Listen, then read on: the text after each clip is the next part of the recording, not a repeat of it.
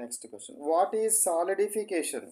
Solidification అంటే ఏంది? Liquid changes into solid is called as solidification. Liquid changes into solid is called as solidification. Solid to liquid, liquid to gas. ఓకేనా? Solid నుంచి లిక్విడ్గా కనుక మారినట్టయితే దాన్ని ఏమంటారు?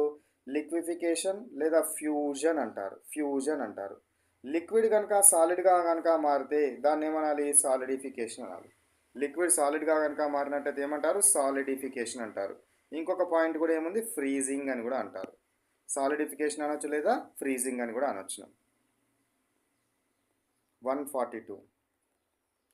Is solidification and freezing same? Yes. Solidification అన్నా freezing అన్నా సేమే. Freezing అంటే ఏంటిదిరా? సాలిడ్ నుంచి లిక్విడ్, లిక్విడ్ నుంచి గ్యాస్ స్టేట్స్ తీసుకుందాం.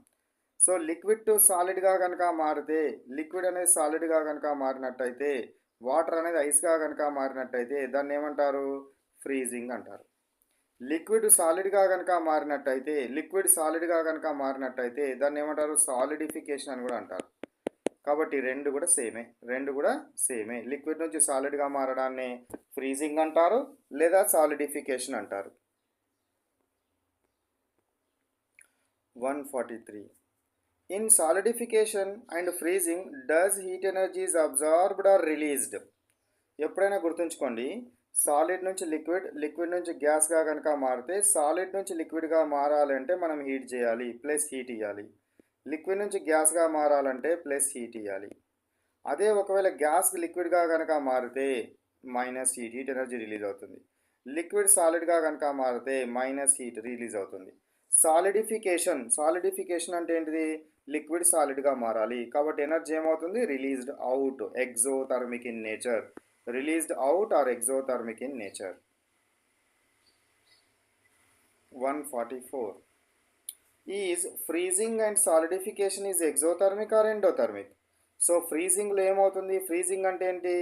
లిక్విడ్ నుంచి సాలిడ్గా మారడం. లిక్విడ్ నుంచి సాలిడ్గా మారడం అంటే హీట్ ఎనర్జీ రిలీజ్ అవుతుంది. హీట్ ఎనర్జీ రిలీజ్ అవుతుందంటే ఏమన్నట్టు? Exothermic in nature. Exothermic in nature. In which reactions heat energy is released is called as exothermic reaction. Next 145. What is a freezing point? Freezing point అంటే ఏంటి? Solid నుంచి liquid, liquid నుంచి gas, ఇవేంటివి 3 physical states. So freezing అంటే ఏంటిది? Freezing means conversion of liquid to solid is called as freezing. Conversion of liquid to solid is called as freezing. At what point of temperature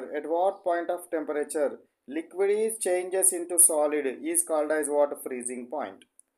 At what point of temperature, at which point of temperature liquid changes into solid is called as freezing point. దాన్ని ఏమంటారు? Freezing point అంటారు. Freezing point అని అనడం జరుగుతుంటుంది.